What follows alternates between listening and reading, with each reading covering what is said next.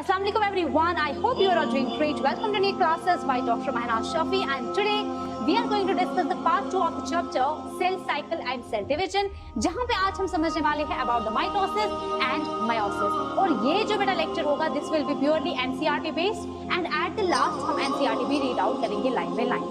So, but before starting the mitosis or M phase, first I just want to tell you that in your NCERT with page number 122, वहाँ पे जो second paragraph है वहाँ से NEET में एक बार question आया था, आई थिंक 2006 में शायद आया था.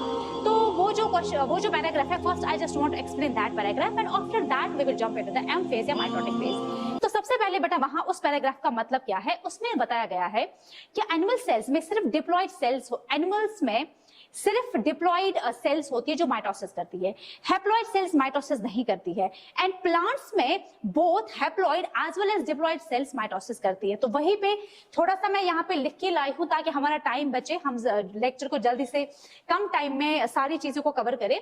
तो सबसे पहले बेटा अगर हम यहाँ पे 2 पॉइंट्स में एक्सप्लेन करूं, पहला जो है दैट इज एनिमल सेल में सिर्फ डिप्लॉयड सेल क्या करती है, माइटोसिस करती है, except male honey bee that is drones. अभी एक्सप्लेन कर देती हूँ. प्लांट सेल में both haploid and diploid cells क्या कर सकती है, माइटोसिस. अब सबसे पहले हम समझते हैं कि एनिमल्स में कैसे सिर्फ डिप्लॉयड सेल माइटोसिस करती है. तो उसके लिए मान के चलिए बेटा, आपको याद क्या रखना है, एक ऑर्गेनिज्म, अगर हम अपनी बॉडी की बात करेंगे, हमारी बॉडी में 2 तरह के सेल्स होते हैं. एक होते हैं सोमैटिक सेल्स, एक होते हैं germ cells. Germ cells special cells होते हैं जिनका काम होता है गैमीट्स बनाना. तो यहाँ पे सोमैटिक सेल्स जो है वो भी डिप्लॉयड होते हैं एंड ये जो जर्म सेल्स होते हैं ये भी डिप्लॉयड होते हैं. अब सोमैटिक सेल्स जो है ना, ये हमेशा क्या करते हैं, ये माइटोसिस करते हैं. माइटोसिस करके बेटा ये क्या करते हैं, डिवीजन करते हैं. जैसे कोई भी, जैसे हमारी बॉडी में कहीं पे इंजरी लग जाती है, वो सोमैटिक सेल्स होते हैं. जहां पे इंजरी लग गई वहां पे जो अगल बगल में जो नॉर्मल सेल्स होते हैं वो माइटोसिस करके नई सेल्स बनाते हैं, तो वहां पे जख्म भी ठीक हो जाते हैं. तो माइटोसिस की हेल्प से हो रहा है. लास्ट में पढ़ेंगे हम significance of mitosis. And germ cell की अगर हम बात करेंगे, देखो जर्म सेल क्या करती है, जर्म सेल अंडरगोज मेयोसिस, और जब ये बेटा मेयोसिस करेगा ये बनाएगा गैमेट्स. और गैमेट्स जो होते हैं वो हमेशा हैप्लॉइड होते हैं. गैमेट्स हमेशा क्या होते हैं, हैप्लॉइड होते हैं. सो इन्होंने बनाए गैमेट्स ये, और गैमेट्स हैप्लॉइड होते हैं, लेकिन ये गैमेट्स आगे जाके कभी बेटा माइटोसिस नहीं करते हैं. तो यहाँ पे हम लिख सकते हैं कि यहाँ पे माइटोसिस हैप्लॉइड सेल में नहीं होता है. ठीक है, डिप्लॉयड सेल में होता है लेकिन हैप्लॉइड सेल में नहीं होगा, एक्सेप्ट एज द ड्रोन्स. देखो हनी बी की अगर हम बात करेंगे ना, हनी बीज में 3 बंदे होते हैं, queen, worker and the drones. Drones जो है वो मेल्स होते हैं, क्वीन फीमेल होती है, और वर्कर जो है वो भी फीमेल होती है, but that is a sterile female. तो क्वीन के सेल में 32 क्रोमोसोम्स होंगे, मतलब 16 पेयर ऑफ क्रोमोसोम्स होते हैं. तो ये जो क्वीन है ना, ये क्या करती है, ये मायोसिस करती है. और जब माय डियर ये मायोसिस करती है तो ये क्या बनाती है, ये एग बनाती है जो कि हैप्लॉइड होता है. अब इस एग से ये एग आगे जाके माइटोसिस करेगा, और जब ये माइटोसिस करेगा तो यहाँ पे क्या बनेगा, यहाँ पे एक बंदा बनेगा जिसका नाम है मेल हनी बी, यानी कि ये यहाँ पे बना ड्रोन. और ड्रोन नॉर्मली बेटा हैप्लॉइड होता है. तो आप यहाँ पे देख रहे हो, मैम हमने तो बोला था एनिमल्स में हैप्लॉइड सेल माइटोसिस नहीं करता है, लेकिन यहाँ पे मैम ये तो हैप्लॉइड सेल थे, इसने तो माइटोसिस किया, इसलिए बेटा ये एक्सेप्शन है. ड्रोन्स कैसे बनते हैं, माइटोसिस से बनते हैं. I hope it is clear to everyone.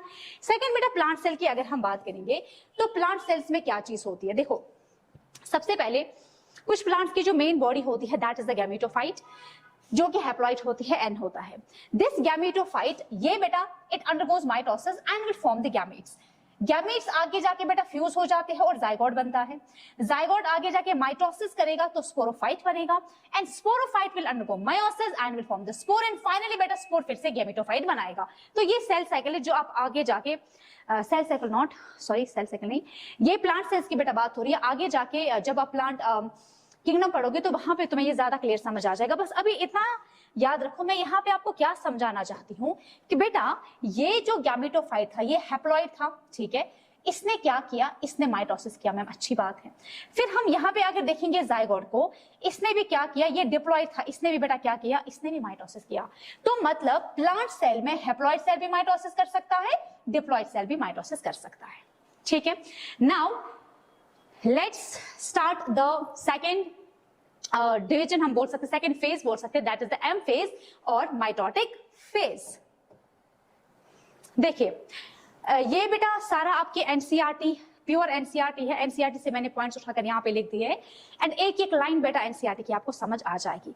और इसको मैंने बहुत ही इजी वे में पॉइंट्स में लिखा है ताकि तुम्हें कोई भी परेशानी या कोई भी कंफ्यूजन ना हो जाए। देखो सबसे पहले वापस आ जाओ बेटा, पिछले जन्म में पार्ट 1 में वापस आ जाओ। हमने देखा था वहां पे मैम हमारे पास एक सेल है, जिस सेल को डिवीजन करना है 2 सेल्स बनाने हैं। अब ये मैम सेल तैयारी पहले करेगी जिसको हमने इंटरफेज बोला।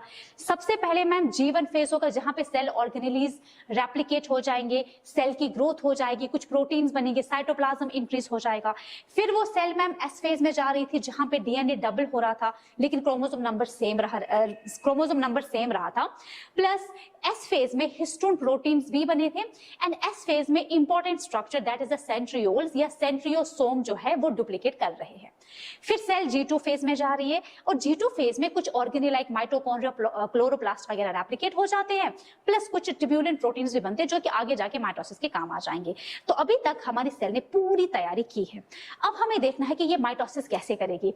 तो माइटोसिस के करने से पहले हमें कुछ माइटोसिस के ना कुछ फीचर्स याद होने चाहिए। पहला फीचर क्या है कि मैम ये जो माइटोसिस होता है ना, आपकी एनसीईआरटी में पहली लाइन लिखी है, it is the dramatic phase of the cell cycle. Dramatic phase का मतलब है ये ऐसा एक इवेंट है, ये ऐसा माइटोसिस एक ऐसा फेज है जहां पे आप विजिबल चीजों को देख सकते हो, जहां पे चेंजेस जो हो रही है सेल के अंदर वो आप विजिबली देख, जैसे आगे जाके तुम देखोगे जब सेल मेटाफेज में जाएगी या एनाफेज में जाएगी तुम्हें क्रोमोसोम्स विजिबल है, तुम्हें क्रोमोसोम्स की शेप नजर आ जाएगी।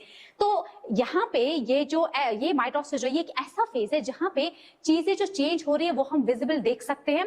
प्लस उसके बाद वो जो सारे इवेंट्स हो जाएंगे उसके बाद सेल फाइनली 2 डॉटर सेल्स में डिवाइड होती है, इसलिए इसको बोलते हैं dramatic phase of the cell division.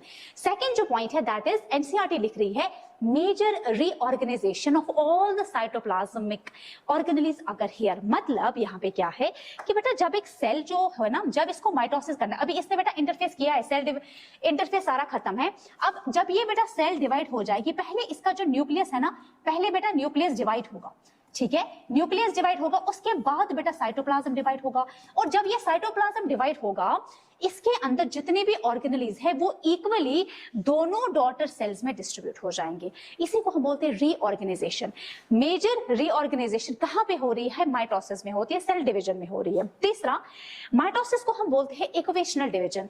Equational division क्यों? क्योंकि बेटा ये जो डॉटर सेल्स बनते हैं इनमें जितना क्रोमोसोम है वो exactly same to same accurate उतना ही होगा जितने इनके किसके पास था? पेरेंट सेल के पास।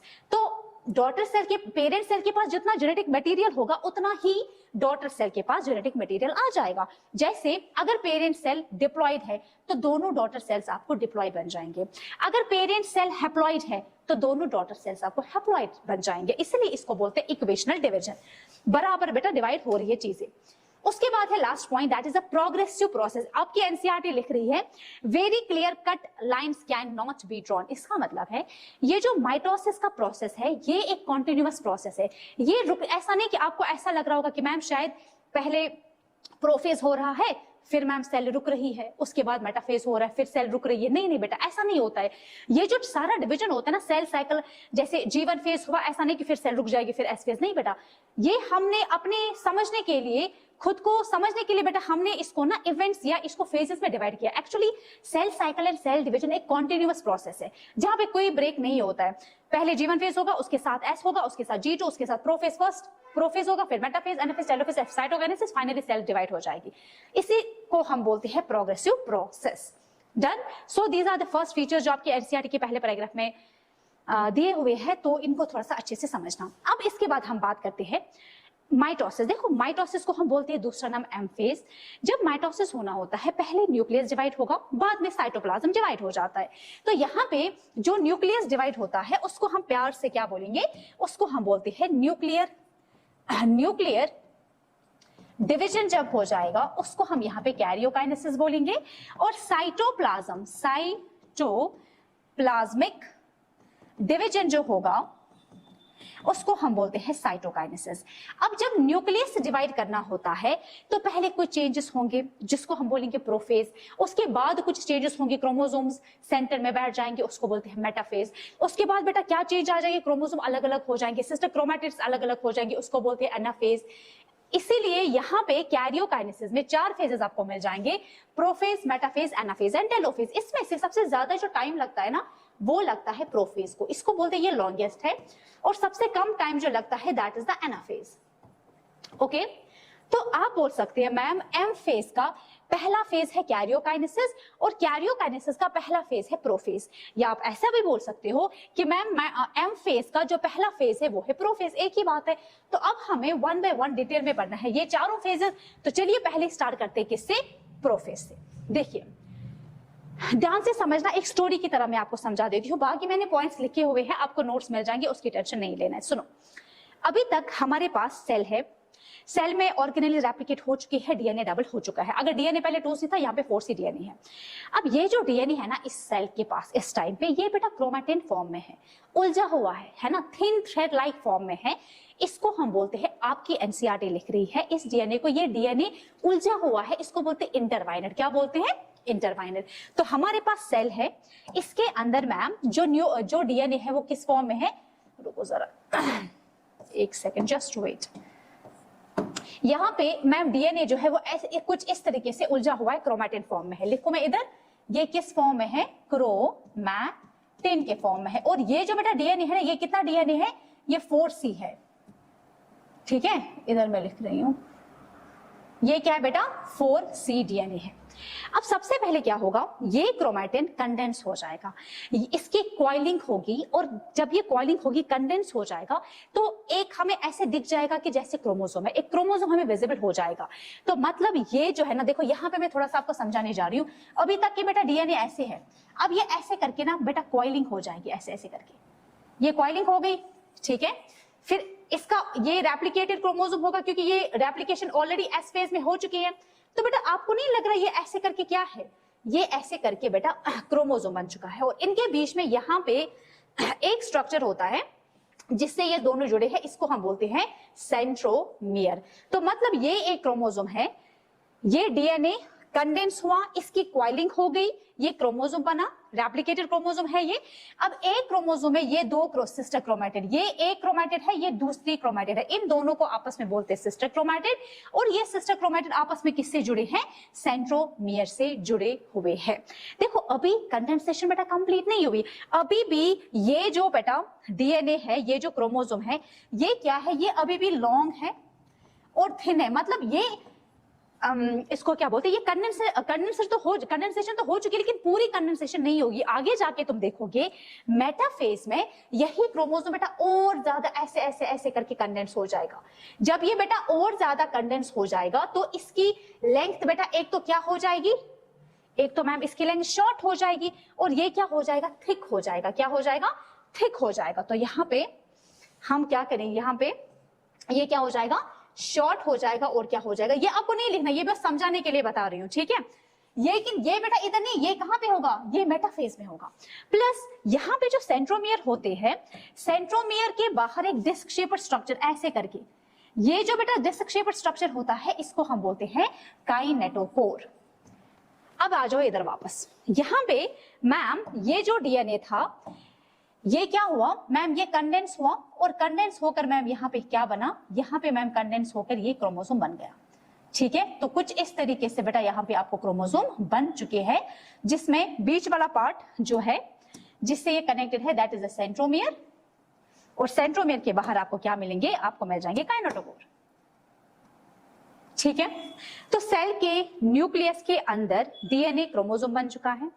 एंड अब साइटोप्लाज्म की अगर मैं बात करूंगी, देखो बाकी ऑर्गेनेल जो रेप्लिकेट हो चुके हैं उनसे हमें कोई ज्यादा लेना देना नहीं, लेकिन साइटोप्लाज्म में एक स्पेशल ऑर्गेनेल होता है दैट इज द सेंट्रियोसोम। अब जिसको बेटा सेंट्रियोसोम का कॉन्सेप्ट नहीं पता है, लाइफ जो मैंने पढ़ाया cell the unit of life, वहां पे जाके बेटा देख लेना, पार्ट 2 में लास्ट वाले टॉपिक्स होंगे।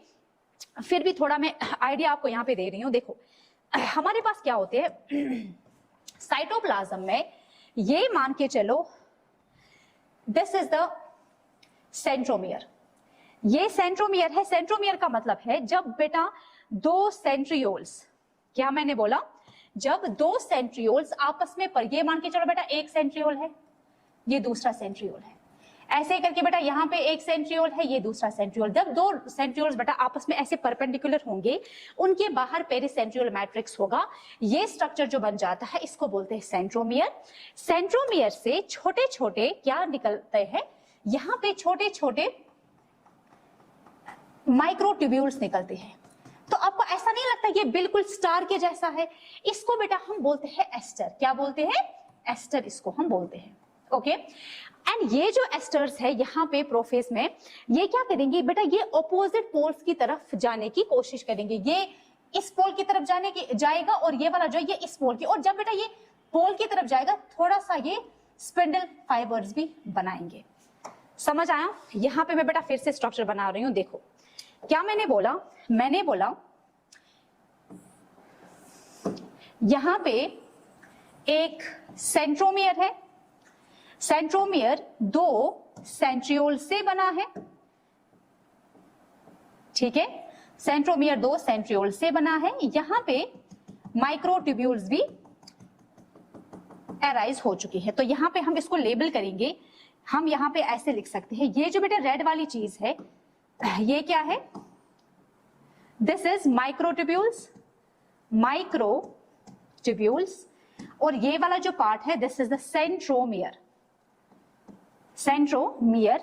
इन दोनों को मिलकर हम बोलते हैं एस्टर। ये बिल्कुल स्टार टाइप बना, स्टार शेप बना, इसको एस्टर।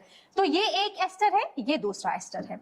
अब बेटा ये क्या करेंगे, यहां से स्पिंडल फाइबर्स बनना स्टार्ट हो जाएंगे, ठीक है, ऐसे करके बेटा यहां से भी क्या बनना स्टार्ट हो जाएंगे, स्पिंडल फाइबर्स बनना स्टार्ट हो जाएंगे। अब हमारे पास क्या है, मैंने बोला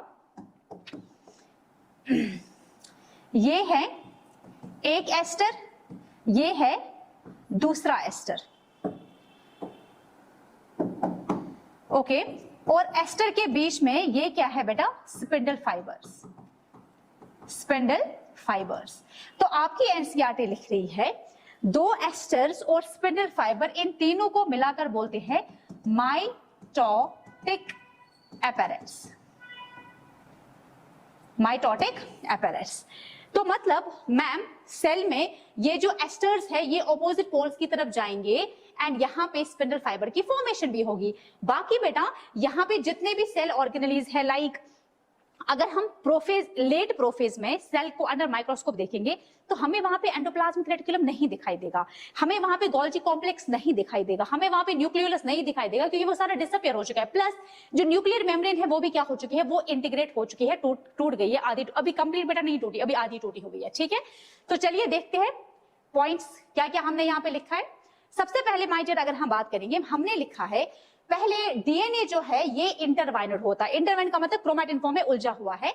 ये क्या हो जाता है, अनटैंगलर। एनसीईआरटी लिख रहे वर्ड अनटैंगलर का मतलब है ये जो डीएनए ये कंडेंस होना स्टार्ट करता है, कॉइलिंग करना स्टार्ट कर देता है, initiation of condensation. Chromatin starts condensing. अब हमें यहाँ पे क्रोमोसोम विजिबल हो जाते हैं।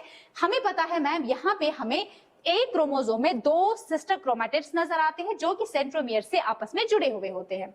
फिर हमने यहाँ पे लिखा मैम सेकंड चीज क्या होती है, सेंट्रोमियर एस्टर बनाती है दो जो कि ऑपोजिट पोल्स की तरफ जा रही है। प्लस लेट प्रोफेज में जो गोल्गी कॉम्प्लेक्स है, एंडोप्लाज्मिक रेटिकुलम, न्यूक्लियोलस ये डिसअपियर हो जाती है और न्यूक्लियर मेम्ब्रेन भी क्या हो जाती है, डिसइंटीग्रेट हो जाती है। तो ये सारी चीजें बेटा किस में आ गई, प्रोफेज में। फिर से मैं बता रही हूँ, देखो अब एक लाइन में याद रखो, प्रोफेज में मैम सेल के अंदर डीएनए क्रोमैटिन फॉर्म में है, इंटरवाइनेड है, ये मैम अनटैंगल्ड होता है, कंडेंस्ड होता है और क्रोमोसोम बन जाता है। एक क्रोमोसोम में, एक रेप्लिकेटेड क्रोमोसोम में दो सिस्टर क्रोमैटिड्स है, बीच में सेंट्रोमियर है और यहाँ पे काइनेटोकोर भी है। प्लस ये जो मैम एस्टर्स है, सेंट्रोमियर है, उनको एस्टर बनाएंगे, सेंट्रोमियर नहीं सेंट्रियोसोम एस्टर्स बनाते हैं और एस्टर्स ऑपोजिट पोल्स में चले जाएंगे और थोड़े से स्पिंडल फाइबर्स भी बन चुके हैं एंड न्यूक्लियर बाकी ऑर्गेनेल्स गायब हो चुके हैं, न्यूक्लियर मेम्ब्रेन भी डिसइंटीग्रेट हो चुकी है। This was all about the prophase.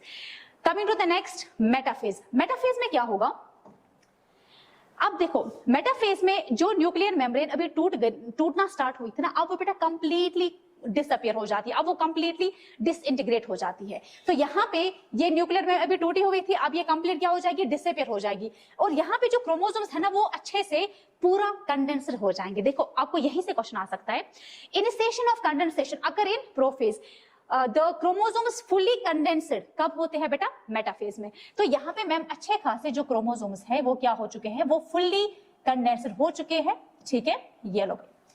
अब जैसे बेटा न्यूक्लियर मेम्ब्रेन डिसअपियर हो जाएगी तो ये जो क्रोमोसोम्स है ये पूरा बेटा कहां पे आ जाएंगे, ये पूरा बेटा साइटोप्लाज्म में आ जाएंगे, ठीक है। उसके बाद यहां पे क्या होगा, आपको बेटा पता है कि मैम यहां पे जो ऑलरेडी एस्टर्स ऑपोजिट पोल्स में है कि नहीं, और मैम यहाँ पे इन्होंने माइक्रोट्यूब्यूल भी यहाँ से हमने देखा था एराइज हो गई है, प्लस मैम स्पिंडल फाइबर भी यहाँ से एराइज हो चुकी है। तो यहाँ पे पहले ये जो क्रोमोसोम है बेटा जब ये साइटोप्लाज्म में फैले होते हैं ना तो स्पिंडल फाइबर आकर इस क्रोमोसोम के काइनेटोकोर के साथ अटैच हो जाता है। तो मान के चलिए फिलहाल ये मान के चले बेटा बीच में क्या है, ये रेड कलर का बेटा सेंट्रोमियर है, ठीक है। और ये ब्लू कलर का आप मान के चलिए, ये ब्लू कलर का बाहर काइनेटोकोर है। ध्यान से समझना बेटा मैं क्या बोलूंगी, ठीक है, दिस इज द काइनेटोकोर। अब यहाँ पे स्पिंडल फाइबर जो है, यहां से बेटा स्पिंडल फाइबर आ जाएगा, ऐसे करके कनेक्ट हो जाएगा। यहां से कुछ स्पिंडल फाइबर आ जाएंगे, इससे कनेक्ट हो जाएंगे, इससे कुछ स्पिंडल फाइबर तो बेटा पूरा यहां तक, यहां से यहां तक जाएंगे, तो यहां से भी स्पिंडल फाइबर कनेक्ट हो जाएगा, यहां से इस साइड से स्पिंडल फाइबर कनेक्ट हो जाएगा। तो यहाँ पे स्पिंडल फाइबर काइनेटोकोर के साथ अटैच हो जाएंगे।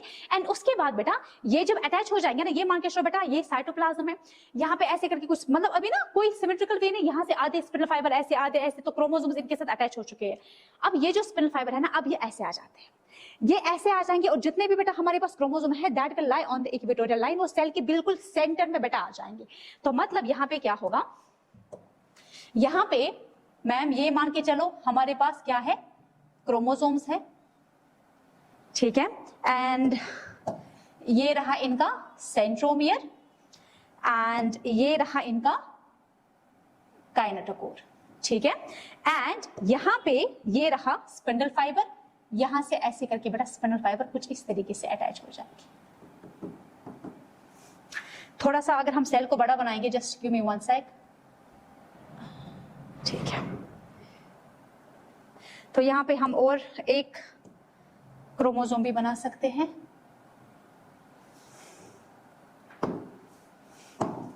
This is the centromere and this one is the kinetochore, and यहां से क्या होगा, यहां से स्पिंडल फाइबर इसके साथ अटैच होगा। तो मतलब सिंपली यहां पे क्या हुआ, देखिए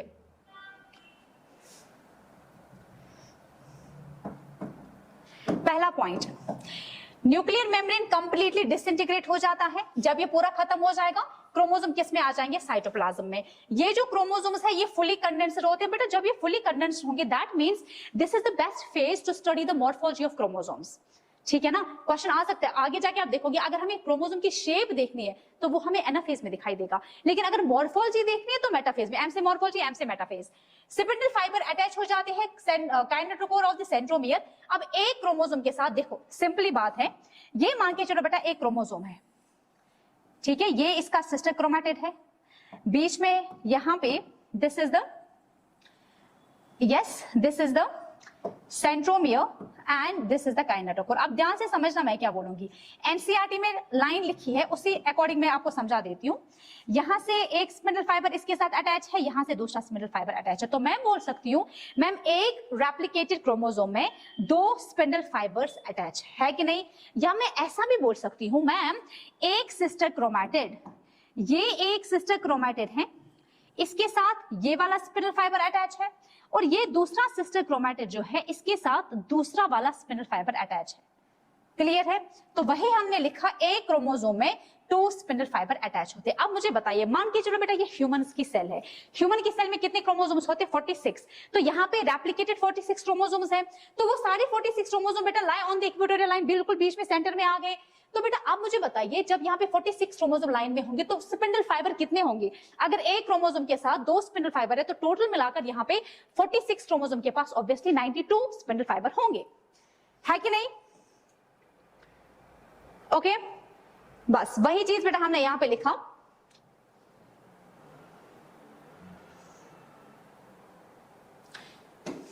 से बता रही हूँ, ध्यान से सुनो।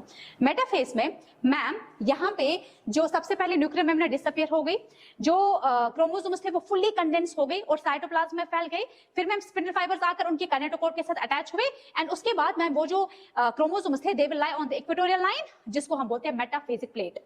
डन, बस इतना हुआ बेटा कहाँ पे, मेटाफेज में। अब सेल इसके बाद कौन सा फेज करेगी, क्या करेगी, तो उसको हम बोलते हैं एनाफेज। एनाफेज में देखो क्या होगा, एनाफेज में पहला पॉइंट जो है, ये मान के चले, इमेजिन करें बेटा ये एक रेप्लिकेटेड क्रोमोसोम है, तो ये एक सिस्टर क्रोमैटिड है, ये दूसरा सिस्टर क्रोमैटिड है, ये ऐसे है, इनके बीच में ये मान के चलो बेटा सेंट्रोमियर है, ठीक है। तो यहां से ये किसके थ्रू अटैच है, सेंट्रोमियर के थ्रू अटैच है। तो एनाफेज में ये सेंट्रोमियर बेटा स्प्लिट हो जाएगा, टूट जाएगा। जब बेटा सेंट्रोमियर टूट जाएगा तो दो सिस्टर क्रोमैटिड्स अलग अलग हो जाएंगे ऑपोजिट पोल्स पे, ये ऊपर की ओर जाएगा और ये नीचे की ओर जाएगा, ठीक है। लेकिन आपको यहाँ पे एक चीज का ख्याल रखना है कि जब मैम ये अलग हो जाएंगे ना, तो पहले ये ऐसे थे, अब इनकी बेटा शेप भी चेंज हो जाएगी। देखो ऐसे शेप इनकी चेंज हो रही है। अब मान के चलो बेटा ये सेंट्रोमियर है, तो जब ये सेपरेट हो जाएंगे तो सेंट्रोमियर किसकी तरफ है, पोल की तरफ है, और ये इसके आर्म्स कहलाएंगे। तो आर्म्स बेटा पीछे आ गई, समझ रहे हो ना। तो कुछ इस तरीके से बेटा एनाफेज में ये जो सिस्टर क्रोमैटिड्स थे ये अलग अलग हो जाते हैं। अब ऊपर बेटा सिस्टर क्रोमैटिड्स कुछ आगे और कुछ नीचे। कुछ क्या मतलब, अगर मैं ह्यूमन सेल की बात करूंगी तो 46 क्रोमैटिड ऊपर, 46 सिस्टर मतलब क्रोमैटिड नीचे। लेकिन जब बेटा ये अलग अलग हो जाते हैं ना, ऑपोजिट पोल्स पे जाएंगे, अब हम इनको सिस्टर क्रोमैटिड नहीं बोलते, अब हम इनको बोलते हैं क्रोमोसोम्स। तो मतलब अब सेल में हमारे इस पोल पे भी 46 क्रोमोसोम, इस पोल पे भी क्या होंगे, 46 क्रोमोसोम, ठीक है। तो चलिए देख लेते हैं यहाँ पे क्या पॉइंट्स है। पहला पॉइंट क्या होता है, splitting of centromere simultaneously. Simultaneously का मतलब है, देखो अभी हमें मेटाफेज में क्या हुआ था, ये इक्वेटोरियल लाइन पे सारे क्रोमोसोम्स थे, तो बेटा एकदम से सबों के सेंट्रोमियर एक साथ बेटा स्प्लिट हो जाते हैं। और ये वाला क्रोमोसोम देखो ध्यान से, ये वाला बेटा, ये वाला सिस्टर क्रोमैटिड, इसको ये वाला स्पिंडल फाइबर ऊपर की ओर खींचेगा, और ये वाला जो सिस्टर क्रोमैटिड है इसको ये वाला स्पिंडल फाइबर नीचे की ओर खींचेगा। ऐसे ये वाला जो क्रोमैटिड है ये ऊपर की ओर जाएगा, और ये वाला जो क्रोमैटिड है बेटा ये इसको ऐसे नीचे की ओर। तो मतलब कुछ क्रोमोसोम्स यहाँ पे ऐसे करके देखो, पहले ये ऐसा था, ठीक है, फिर ऐसा था, है ना, और बीच में यहाँ पे क्या था, सेंट्रोमियर। तो यहाँ पे जब स्पिंडल फाइबर आएगा, ये स्पिंडल फाइबर आएगा, है ना, ये इसको ऊपर की ओर खींचेगा। देखो ये क्या करेगा, ये वाला पार्ट जो है, नहीं बेटा ऐसे पॉसिबल है नहीं, ऐसे याद रखो, ये ऐसे था, अब ये वाला जो है ना ये ऊपर की ओर जाएगा, ऐसे ऐसे करके यहाँ पे जो ये वाला पार्ट है, ये वाला जो क्रोमैटिड है ये ऐसे करके ऊपर की ओर, ये वाला जो है बेटा ये नीचे की ओर जाएगा। तो अब बेटा बीच में कुछ नहीं है, अब जितने भी है वो क्या है, वो पोल्स पे है, ठीक है। Splitting of centromere, sister chromatid separate now. Sister chromatids क्या हो गए, सेपरेट हो गए। एंड जब बेटा ये सेपरेट हो जाते हैं, इनको अब हम बोलेंगे daughter chromosome of future nucleus. NCERT में लिखा हुआ है ये लाइन कि जो आगे जाके डॉटर सेल्स बनेंगे ना, उनके न्यूक्लियस में कौन से क्रोमोसोम है, यही तो क्रोमोसोम है, इसलिए मैंने लिखा daughter chromosome of the future nucleus. अब यहाँ पे ये बता रहा है सेंट्रोमियर डायरेक्टेड टुवर्ड्स। देखो जब यहाँ से बेटा सेंट्रोमियर, ये वाला सिस्टर क्रोमैटिड इस पोल की तरफ जाएगा, तो सेंट्रोमियर किसकी तरफ है बेटा, पोल की तरफ। यहाँ पे भी सेंट्रोमियर किसकी तरफ है, पोल की तरफ है। लेकिन अगर बेटा हम यहाँ पे आर्म्स देखेंगे तो ये पीछे है। देखो तुम ऐसे समझो, मान के चलो बेटा मैं एक सिस्टर क्रोमैटिड हूँ, ये सेंट्रोमियर है और ये दो बेटा आर्म्स है। अब क्या होता है, जैसे मुझे इस साइड से जाना है, मतलब मुझे ये एक पोल है, ये दूसरा पोल है, तो मुझे इस पोल की तरफ जाना है, तो बेटा ये जो आर्म्स होते हैं ना ये ऐसे पीछे रह जाती है और सेंट्रोमियर आगे आगे ऐसे रह जाता है। तो इसको बोलते हैं सेंट्रोमियर टुवर्ड्स द पोल्स, और जो आर्म्स है दैट ट्रेलिंग बिहाइंड, वो पीछे है। यही हमने यहाँ पे लिखा, आपकी एनसीईआरटी में ही लिखा हुआ है कि centromere directed towards the poles and arms trailing the behind. अब यहाँ पे टोटल एनाफेज में टोटल क्रोमोसोम अब तुम्हें कितने मिल जाएंगे मैम, इधर भी 46 और इधर भी 46, तो टोटल कितने होंगे 92। अब यहाँ पे मैम जब ये सिस्टर क्रोमैटिड्स अलग अलग हो जाती है तो शेप भी तो चेंज होती है। तो यहाँ पे एनाफेज में हमें 4 different shapes of the chromosome दिखाई देते हैं। तो यहाँ पे थोड़ा सा आपको उसके कॉन्सेप्ट में बता देती हूँ। देखिए सेंट्रोमियर जो नॉर्मली होता है ना, क्रोमोसोम के सेंटर में प्रेजेंट होता है, एंड ये वाली जो आर्म है ये पी आर्म कहलाएगी, ये कहलाएगी बेटा क्यू आर्म। अब P arm and Q arm जो है ये यहाँ पे इक्वल है, क्यों, क्योंकि सेंट्रोमियर बिल्कुल सेंटर में है। जब बेटा ऐसा क्रोमोसोम एनाफेज में अलग अलग हो जाएगा तो वो कैसे शेप ले लेगा, वी शेप, इसको बोलते हैं मेटासेंट्रिक। अगर कोई हमारे पास ऐसा क्रोमोसोम है जहां पे सेंट्रोमियर सेंटर से थोड़ा सा हटके अलग साइड मतलब ऊपर साइड से है, तो जब वो बेटा अलग हो जाएगा वो बिल्कुल ऐसे क्या हो जाएगा, एल शेप आपको दिखाई देगा, इसको बोलते हैं सब मेटासेंट्रिक। अगर सेंट्रोमियर और भी ज्यादा सेंटर से दूर हुआ तो कुछ इस तरीके का बेटा शेप दिखेगा, इसको हम बोलते हैं बिल्कुल इन्वर्टेड जे शेप, इसको बोलते हैं एक्रोसेंट्रिक। और कभी कभी बेटा सेंट्रोमियर इतना ऊपर इतना ऊपर इतना ऊपर चला जाता है कि आपको एक आर्म पी आर्म तो दिखती ही नहीं है। तो उस तरीके का जो क्रोमोसोम है जब ये बेटा स्प्लिट हो जाएगा एनाफेज में तो ये बिल्कुल इन्वर्टेड आई शेप की तरह दिखेगा, इसको बोलते हैं टी से टकला, टी से टेलोसेंट्रिक। डन। अब यहाँ पे एक वर्ड है बेटा, एक्चुअली एक बार नीट में क्वेश्चन आया था एंड क्वेश्चन था बेटा कॉल्चिसिन पे। एक्चुअली यहाँ पे जो कॉन्सेप्ट है ना वो है पॉलीपोलैरिटी का। पॉलीपोलैरिटी कंडीशन क्या होता है, पॉलीपोलैरिटी का कंडीशन होता है कि अगर आप एक सेल में क्रोमोसोम का नंबर बढ़ा देते हो, पूरा सेट का नंबर बढ़ा देते हो। देखो नॉर्मली क्या होता है, नॉर्मली हमारे जो सेल होती है ना उसमें एक एंजाइम होता है जिसको हम बोलते हैं एनाफेज प्रमोटिंग कॉम्प्लेक्स। अब ये जो एंजाइम होगा ये क्या करता है, ये हेल्प करता है सेंट्रोमियर दो सिस्टर क्रोमैटिड्स को अलग अलग करने का, क्योंकि बेटा दो सिस्टर क्रोमैटिड्स का जो सेंट्रोमियर है ना उसके अगर सेंट्रोमियर बेटा स्प्लिट भी हो जाता है लेकिन उसके बाहर ना एक प्रोटीन होता है कोहेसिन प्रोटीन, ये जो प्रोटीन होता है ना इसको डाइजेस्ट करता है एनाफेज प्रमोटिंग कॉम्प्लेक्स। ये जो एपीसी है जब ये बेटा इस प्रोटीन को डाइजेस्ट करेगा तो इजीली हमारे सिस्टर क्रोमैटिड्स अलग अलग हो जाते हैं। लेकिन अगर नेचुरली किसी सेल में ये नॉन फंक्शनल है, ये एब्सेंट है, तो वहां पे बेटा सिस्टर क्रोमैटिड अलग अलग होंगे नहीं, तो वहां पे बेटा क्या होगा, उस कंडीशन को बोलते हैं पॉलीटिनी। लेकिन यहाँ पे अगर तुम जानबूझ के बेटा ऐसा केमिकल डाल रहे हो जो स्पिंडल फॉर्मेशन नहीं होने देगा, उस केमिकल का नाम है कॉल्चिसिन। कॉल्चिसिन क्या करेगा, जब स्पिंडल फॉर्मेशन हुआ ही नहीं तो सिस्टर क्रोमैटिड्स बेटा अलग होंगे नहीं, सिस्टर क्रोमैटिड्स अलग नहीं होंगे तो मतलब उस सेल में क्रोमोसोम नंबर मतलब जो सेल डिवाइड हो जाएगी तो वहां पे बेटा सेल डिवीजन के टाइम पे वहां क्रोमोसोम अलग अलग नहीं हो जाएंगे, तो यहाँ पे इस तरीके से एक सेल के अंदर क्रोमोसोम का नंबर क्या हो जाएगा, बढ़ जाएगा। तो ये देखिए हमने क्या लिखा है, colchicine prevents the formation of spindle fibre so all the chromosome in mass cell, इसको बोलते हैं पॉलीपोलैरिटी कंडीशन। देखो यहाँ पे आपको थोड़ा सा कॉन्सेप्ट मिल जाएगा।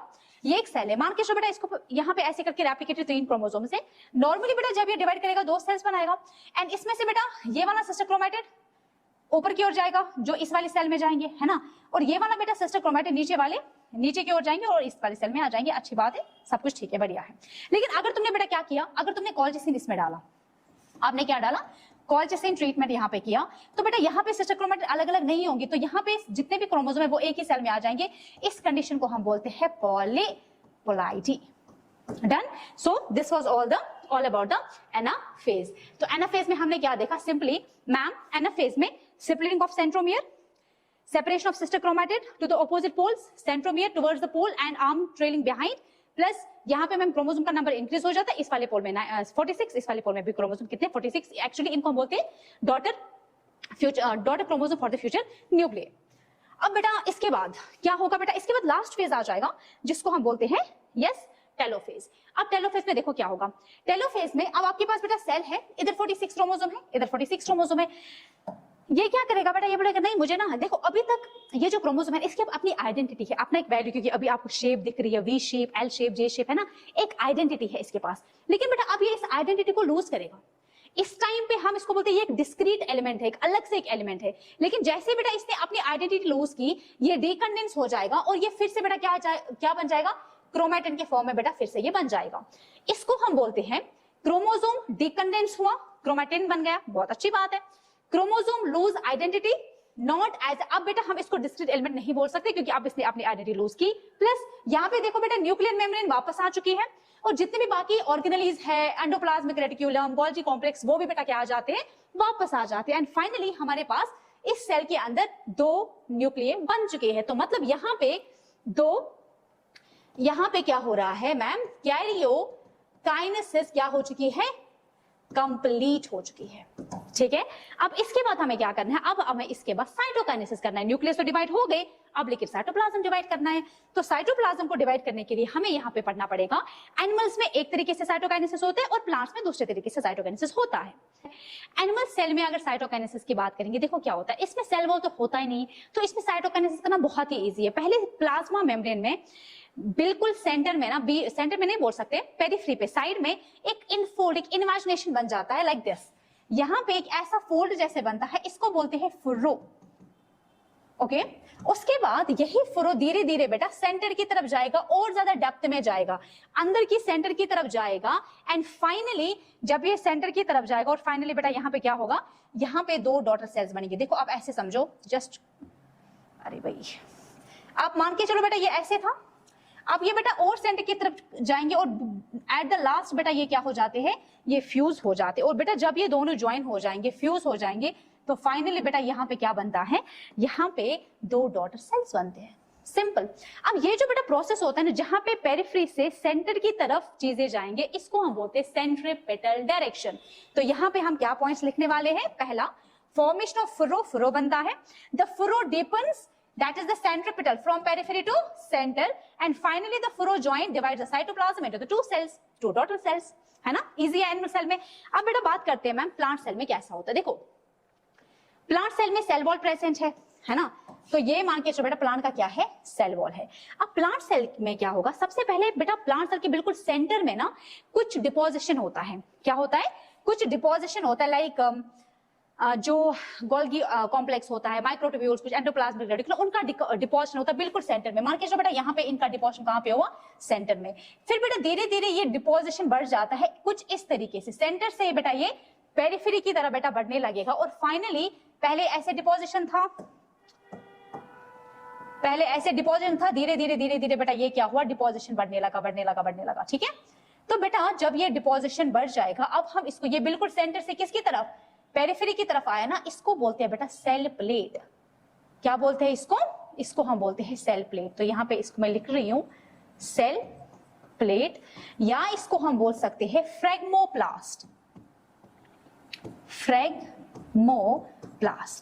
ठीक है, बाद में बेटा क्या होगा, ये जो सेल प्लेट है, बाद में यहाँ पे आपको पता है बेटा प्लांट्स में ना प्राइमरी सेल वॉल होती है, बाद में वो प्राइमरी से सेकेंडरी सेल वॉल बनती है ना, तो यहाँ पे धीरे धीरे क्या होगा, यहाँ पे अब सेल वॉल बनना बेटा स्टार्ट हो जाएगा। ये मान के जो बेटा प्राइमरी सेल वॉल बन गई है, उसके बाद बेटा यहाँ पे क्या बनेगा, धीरे धीरे ऐसे करके सेकेंडरी सेल वॉल बनेगा और फाइनली यहाँ पे ये दो सेल्स में डिवाइड हो जाएगा। और जब बेटा ये दो सेल्स बन जाएंगे ना, ये जो बीच में है ये बेटा ऐसा ही रहेगा, इसको हम बोलते हैं मिडल लैमेला। ये कनेक्शन, ये दो सेल्स को आपस में कनेक्ट करके रखेगा, मिडल लैमेला। जैसे आप मान के चलो ये ऐसे कुछ बन जाता है, ये एक सेल बेटा बन गई, ठीक है, और ये मान के चलो बेटा दूसरी सेल बन गई, और इनके बीच में यहां पे ये बन जाता है मिडल लैमेला। ये क्या बन जाता है, ये है बेटा मिडल लैमेला, और कुछ इस तरीके से सेल्स का डिवीजन होता है प्लांट सेल। अरे भाई क्या हो गया इसको, हाँ ये ऐसे करके बेटा सेल डिवाइड हो गई, दो डॉटर सेल्स बन गए। ओके, अब यहां पे पहला पॉइंट हम क्या लिखेंगे, सेल वॉल प्रेजेंट होती है जो कि रिजिड होती है, आपकी एनसीईआरटी लिख रही है, in extensible formation of cell plate या फेगमोब्लास्ट एट द सेंटर, जो कि ग्रो करता है टुवर्ड्स द पेरिफेरी, इसको बोलते हैं सेंट्रीफ्यूगल डायरेक्शन।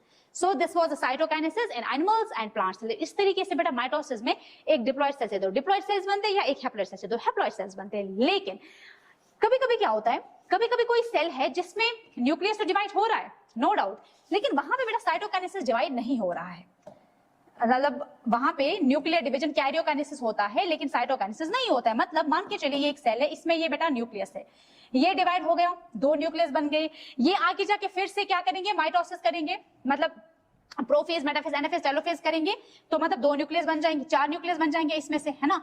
फिर आगे जाके बेटा ये जो चार न्यूक्लियस है ये फिर से आगे जाके प्रोफेज, मेटाफेज, एनाफेज, टेलोफेज, तो यहाँ पे ऐसे करके बहुत सारे न्यूक्लियस बन जाएंगे, 4 से फिर आगे जाके 8, 8 से 16, 16 से 32 ऐसे करके बन जाएंगे। तो बेटा यहाँ पे ये जो सेल है न्यूक्लियस से डिवाइड होगा लेकिन साइटोप्लाज्म डिवाइड ही नहीं हुआ, तो इस ये वो सेल बन गए जिसके पास बहुत सारे न्यूक्लियस है, ऐसे सेल को हम बोलते हैं मल्टी न्यूक्लियेटेड सेल। यहाँ पे हम साइंस टर्म में इसको हम बोलते हैं सिंशियम कंडीशन। सिंशियम जैसे आपका जो नारियल पानी होता है ना, कोकोनट वाटर होता है ना, वो भी बेटा मल्टी सेल्यूलर एंडोस्पर्म होता है उसमें। बाद में जब बेटा वहां पे सेल वॉल बन जाता है, साइटोप्लाज्म उनको मिल जाता है, सारे सेल्स को, सारे न्यूक्लियस को, पूरी जो सेल बन जाती है, तो बेटा वो आगे जाके कर्नल बनता है व्हाइट कलर का जो आप खा लेते हो। लेकिन जो नारियल पानी पीते हो ना, that is a multi nucleated condition, है ना, उसमें सिर्फ कैरियोकाइनेसिस है, नो साइटोकाइनेसिस। लेकिन जो आप बाद में व्हाइट कलर का कर्नल खाते हो, दैट इज वहां पे साइटोकाइनेसिस भी हो चुकी है। So this was all about the my mitosis. सो अब हमें इसके बाद लास्ट जो पार्ट पढ़ना है that is the significance of the mitosis. लेकिन सिग्निफिकेंस ऑफ माइटोसिस पढ़ने से पहले I just want to repeat the things. सबसे पहले अब हम क्या करेंगे,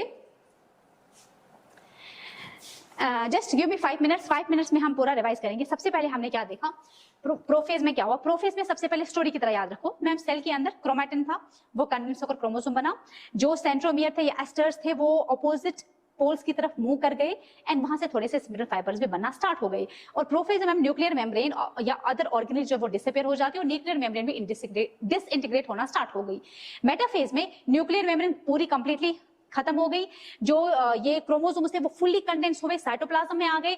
साइटोप्लाज्म में वहां पे इनको स्पिंडल फाइबर अटैच हो गए। स्पिंडल फाइबर अटैच होने के बाद वो जो क्रोमोसोम है वो बिल्कुल सेल के सेंटर में आ गए, जिसको हमने बोला मेटाफेजिक प्लेट। बस दिस इज अगर it is the best way to study the morphology of the chromosome. Ma'am anaphase में सिस्टर क्रोमैटिड सेंट्रोमियर स्प्लिट हो जाएगा, सिस्टर क्रोमैटिड ऑपोजिट पोल्स पे चले जाएंगे। अब ये सिस्टर क्रोमैटिड नहीं कहलाएंगे, अब ये कहलाएंगे क्रोमोसोम। एंड मैम जब ये अलग हो जाते हैं तो इनका जो शेप है वो भी चेंज हो जाता है, सेंट्रोमियर पोल की तरफ और आर्मस पीछे की तरफ। एंड यहाँ पे हमें 4 डिफरेंट शेप्स की दिखती है, डिपेंड ऑन बेटा को याद करना है। एनाफेज के बाद मैम क्या आ जाएगा, टेलोफेज। टेलोफेज में मैम अब ये जो डिस्क्रीट यूनिट है, ये जो क्रोमोसोम ये फिर से डिस्कंडेंस हो जाएंगे, क्रोमैटिन बन जाएगा, न्यूक्लियर मेम्ब्रेन वापस आ जाएंगे और बाकी जो ऑर्गेनेल्स है वो भी वापस आ जाएंगे। तो इस तरीके से हमारा जो न्यूक्लियस है वो डिवाइड हो चुका है। उसके बाद मैम साइटोप्लाज्म डिवाइड करने के लिए एनिमल्स में जो प्लाज्मा मेम्ब्रेन है वो एक फुर्रो बनाता है, एक इनवाचुलेशन बनता है जो अंदर की तरफ जाएगा और फाइनली मैम सेल जो है वो 2 हिस्सों में बट जाएगी, मतलब डॉटर सेल्स बन जाएंगी। प्लांट सेल में मैम सेंटर में कुछ डिपोजिशन होता है, सेल प्लेट बनता है, वो आगे जाके क्या बनेगा, मिडल लैमेला बनेगा, जो कि 2 सेल्स को बीच में कनेक्ट करके रखेगा।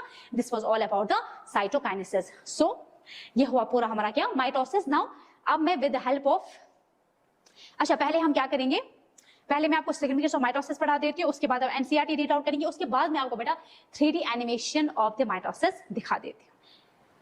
तो चलिए अब हम एनसीईआरटी लाइन बाय लाइन पढ़ेंगे। तो NCERT cell cycle and cell division में पहले तो ये वाले टॉपिक्स है, ये वाला बेटा बहुत इजी है, ये आप खुद भी पढ़ सकते हो, ये आप खुद भी समझ सकते हो। ये इस डायग्राम से हम समझेंगे। सबसे पहले हमने क्या देखा कि एक सेल में क्या हो रहा है, इंटरफेस हो रहा है, यहां से लेकर यहां तक इसने इंटरफेस दिखा है जहां पे सेल तैयारी करेगी। सबसे पहले G1 फेज, उसके बाद S फेज, उसके बाद G2 फेज एंड उसके बाद सेल जाएगी M फेज में, जिसका पहला फेज है prophase, then metaphase, anaphase, telophase and finally cytokinesis. तो यहाँ पे ये तो आप खुद पढ़ सकते हो। अगर किसी को नहीं समझ आ रहा है मुझे कमेंट सेक्शन में बता देना, फिर मैं पढ़ाऊंगी। लेकिन यहाँ पे हम जो स्टार्ट करेंगे ना, जो हम पढ़ेंगे यहाँ पे that is the M phase. तो माइटोसिस से बेटा हम स्टार्ट करेंगे। तो सबसे पहला जो मैंने आपको माइटोसिस M फेज में 4 पॉइंट्स बताए थे बेटा, वही 4 पॉइंट्स यहाँ पे है। पहला, M phase is the most dramatic period of the cell cycle. बोला था मैंने, इसमें बहुत सारी चेंजेस होते हैं जहां पे आपको चीजें विजिबल है, मतलब माइक्रोस्कोप के अंदर बेटा आप उसको देख भी सकते हो कैसे क्रोमोसोम्स में चेंज आ रहे हैं, इसलिए इसको बोलते हैं most dramatic phase. Second, major reorganisation of all the components, ये भी मैंने बताया था, रीऑर्गेनाइजेशन हो रही है सारे कंपोनेंट्स का। तीसरा, number of chromosomes in the parent cell and progeny बेटा क्या रहती है, सेम रहती है, इसलिए इसको हम बोलते हैं इक्वेशनल डिवीजन। उसके बाद हमने लिखा था ये एक प्रोग्रेसिव प्रोसेस है जहां पे कोई क्लियर कट लाइन हम ड्रॉ नहीं कर सकते, क्योंकि ये क्या है, ये कॉन्टिन्यूअस प्रोसेस है, ये रुक रुक के नहीं चलता है। बट इजी समझने के लिए हम बता रहे हैं, ये जो सेल है इसमें पहले न्यूक्लियस डिवाइड होगा, कैरियोकाइनेसिस, बाद में साइटोकाइनेसिस होगा। तो कैरियोकाइनेसिस में प्रोफेज, मेटाफेज, एनाफेज, टेलोफेज। तो चलिए पहले हम पढ़ लेते हैं प्रोफेज की, प्रोफेज में क्या क्या होता है। तो सबसे पहला पॉइंट यहाँ पे जो लिखा है दैट इज कि प्रोफेज जो है it is the first stage of karyokinesis, बिल्कुल, जो किसको फॉलो करता है, S एंड G2 फेज। मतलब इंटरफेज में बेटा पहले S फेज होगा, उसके बाद G2 फेज के बाद क्या होगा, प्रोफेज होगा, है ना। यहाँ पे the new DNA molecule not distinct but intertwined. देखो नया डीएनए जो है वो क्या है, इंटरवाइनेड। और प्रोफेज में सबसे पहले अगर हम बात करेंगे क्या होता है, initiation of the condensation of the chromosomal material. यहां से बेटा क्वेश्चन आ सकता है, क्रोमोसोम्स कंडेंस होना स्टार्ट प्रोफेज में हो जाता है।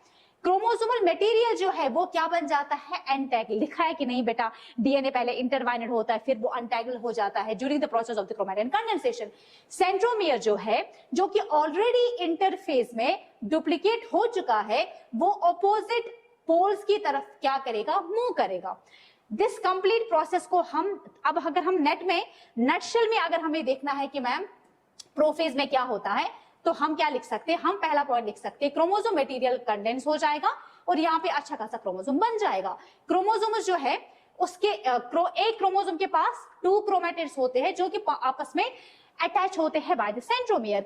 सेंट्रियोसोम की अगर हम बात करेंगे, वो सेंट्रियोसोम जो ऑलरेडी इंटरफेज में डुप्लीकेट हो चुका है वो ऑपोजिट पोल्स की तरफ मूव करेगा। ईच सेंट्रियोल, हर एक सेंट्रियोल से क्या निकलते हैं, माइक्रोट्यूब्यूल्स निकलते हैं और वो बनता है एस्टर।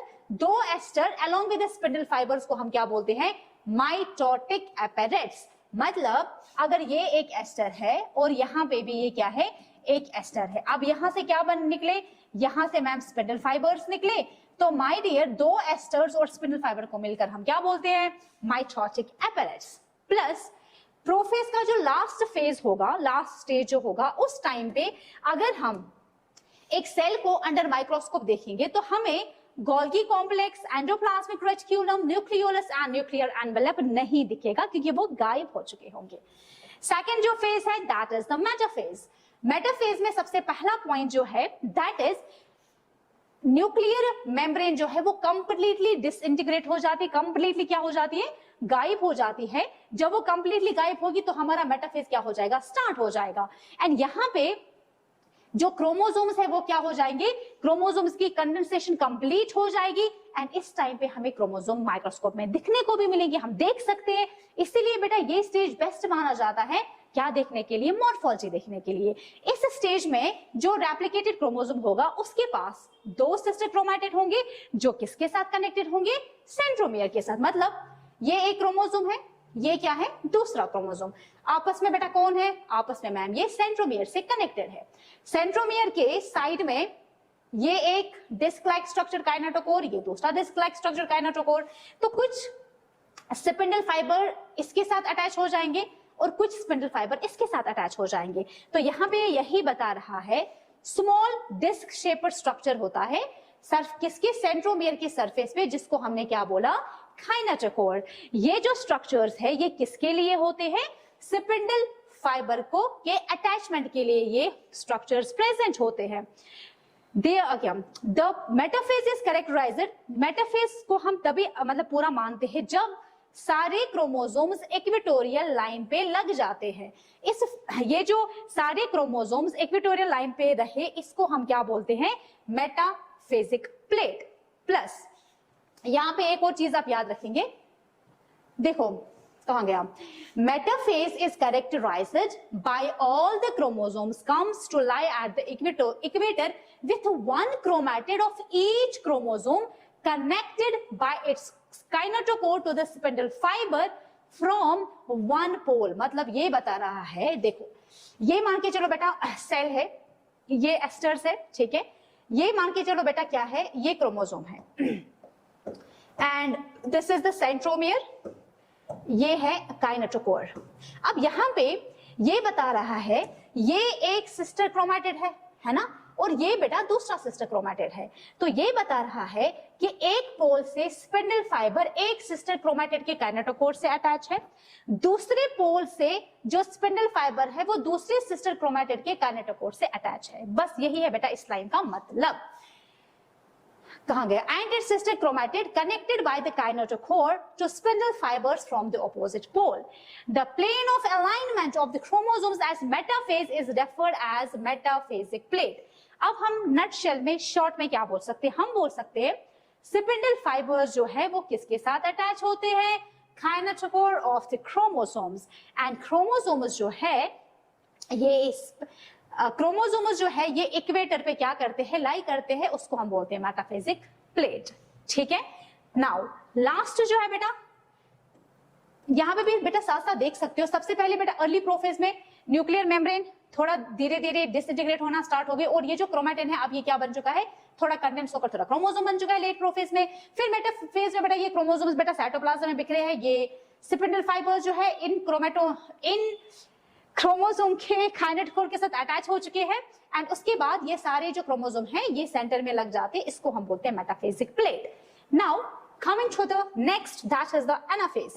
एनाफेज की अगर हम बात करेंगे, at the onset of anaphase each chromosome arranged at the metaphase। यहाँ पे बेटा देखो क्या होता है, centromere जो है that will split simultaneously and the 2 daughter chromatids। now अब हम उनको डॉटर क्रोमैटिड्स नहीं बोलेंगे, अब हम उनको बोलेंगे daughter chromosome of the future daughter nuclear. लिखाया था ये पॉइंट कि नहीं? ये क्या करेंगे, ये जो दो सिस्टर क्रोमैटिड्स हैं दे बिगिन टू माइग्रेट किसकी तरफ? ऑपोजिट पोल्स की तरफ।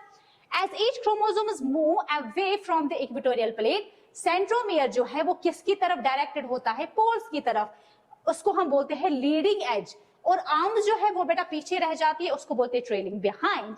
दिस एनाफेज जो है इसका अगर हम नटशेल में पढ़ना पड़ेगा तो हम नटशेल में बोल सकते हैं एनाफेज में सेंट्रोमियर सेपरेट हो जाता है, क्रोमैटिड सेपरेट हो जाते हैं एंड क्रोमैटिड्स मूव करते हैं ऑपोजिट पोल्स में। जैसे यहाँ पे जो पहले ये बेटा ऐसे होंगे तो कुछ क्रोमैटिड्स इधर चले गए, कुछ क्रोमैटिड्स इधर चले गए। अब बेटा यहाँ पे इनको क्रोमैटिड नहीं बोलेंगे, इनको हम यहाँ पे क्या बोलेंगे?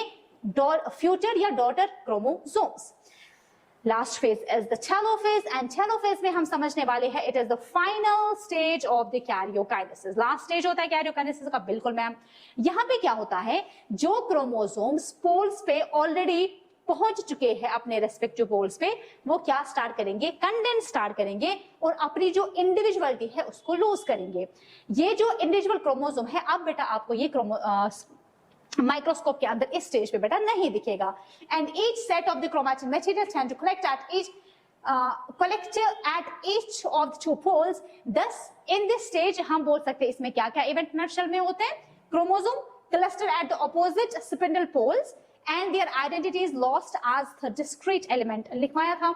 न्यूक्लियर एनवेलप जो है वो क्या हो जाएगी? वो फिर से बेटा वापस आ जाएगी, develops around the centriosome cluster at edge. हर एक पोल पे ये जो क्रोमोसोम है उनके बाहर क्या बनेगी? न्यूक्लियर एनवेलप डेवलप हो जाएगी एंड टू डॉटर न्यूक्लियर बन जाएंगे। प्लस जो बाकी ऑर्गेनेलीज है वो भी क्या आ जाएंगे मैम? वापस आ जाएंगे, रिफॉर्म हो जाएंगे।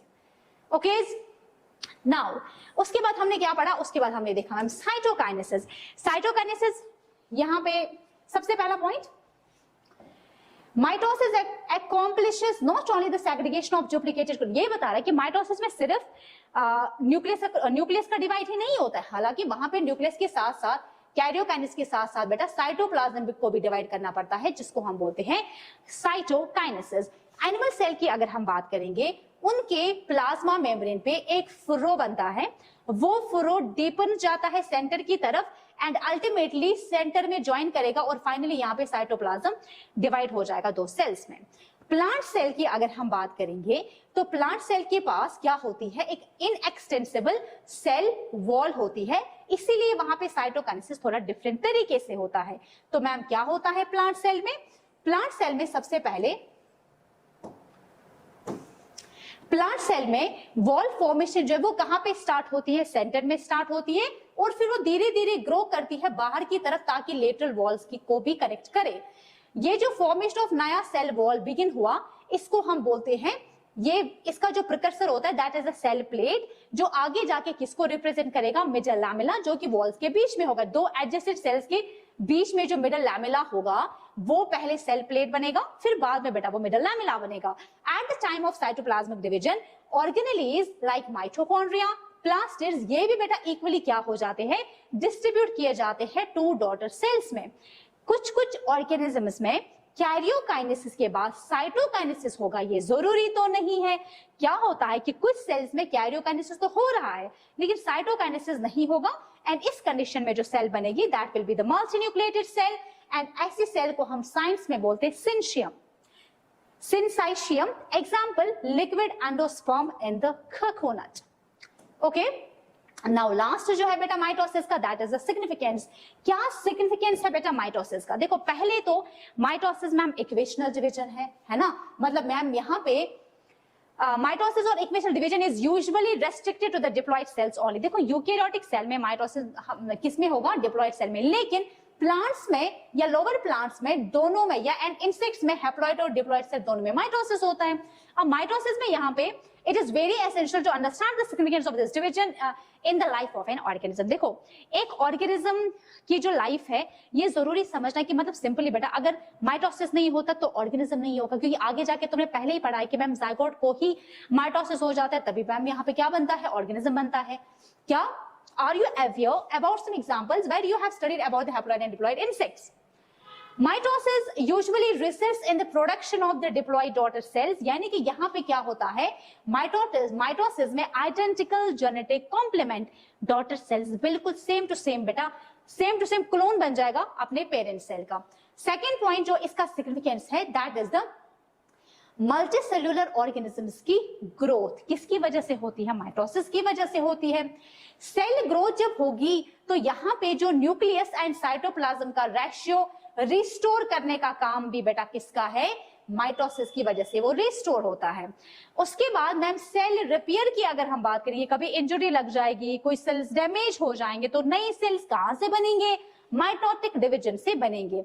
हमारे बॉडी में जो अपर लेयर यानी कि एपिडर्मिस जो होती है, हमारे घर की जो लाइनिंग होती है या जो ब्लड सेल्स होती है, वो कॉन्स्टेंटली नई बनती जाती है, रिप्लेस हो जाती है, किस डिवीजन से, माइटोसिस से।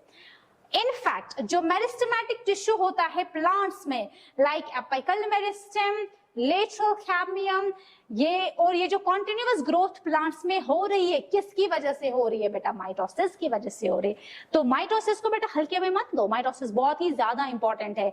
मल्टीसेल्युलर ऑर्गेनिज्म की ग्रोथ, इंजरी रिपेयर करना, साइटोप्लाज्म न्यूक्लियस रेशियो को मेंटेन करना, मतलब समझ रहे हो ना, बहुत अच्छा डिवीजन है ये। Okay, now this was all about the mitosis. Let's see the 3D animation of mitosis.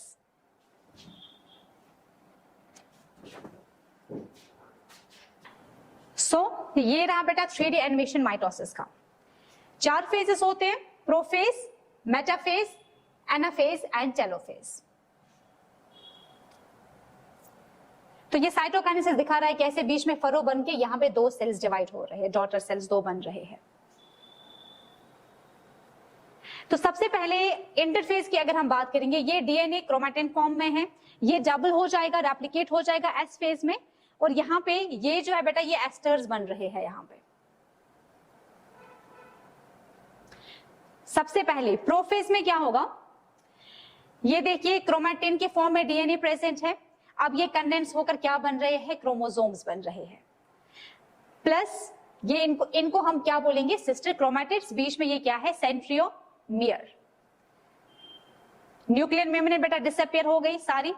अब यहां पे बेटा ये एस्टर है, ये ऑपोजिट पोल्स पे आ गई, ठीक है, सेंट्रियोल्स या एस्टर भी बोल सकते हो, और यहां से बेटा स्पिंडल फाइबर देखो अराइज हो रहे हैं। अब मेटाफेज में क्या होगा,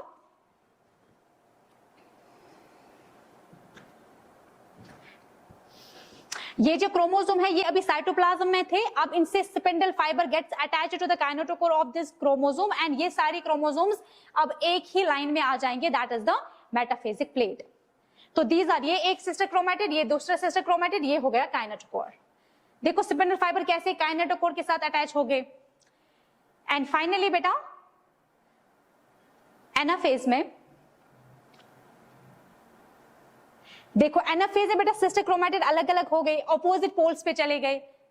देखो सेंट्रोमियर पोल की तरफ है और आर्म्स जो है वो किसकी तरफ, देखो शेप ही चेंज हो रही है, देखो आर्म्स पीछे और ये जो सेंट्रोमियर है ये पोल्स की तरफ। इस तरीके से बेटा सिस्टर क्रोमैटिड्स अलग अलग हो जाएंगे।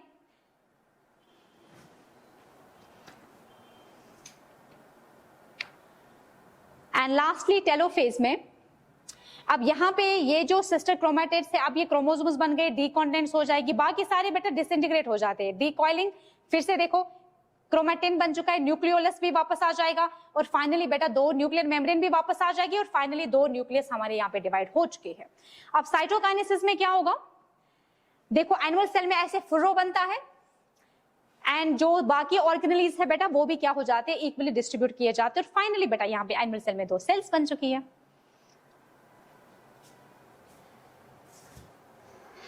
प्लांट सेल में देखो बेटा क्या है, सेल वॉल प्रेजेंट है, बिल्कुल यहाँ पे बीच में आपको दिखाई दे रहा है, यहाँ पे सेल प्लेट बन रहा है जो आगे जाके बेटा मिडल लैमेला बनेगा। ये देखो 2 सेल्स बन गए, daughter cells. Done, I hope you like the video, and चलिए अब हम नेक्स्ट जो पढ़ने वाले हैं दैट इज द मायोसिस। अगर कहीं पे भी किसी भी बच्चे को कहीं पे डाउट आ रहा है, right in the comment section के कहाँ पे प्रॉब्लम्स हो रही है, तो वो मैं बेटा आपसे डिस्कस करूंगी।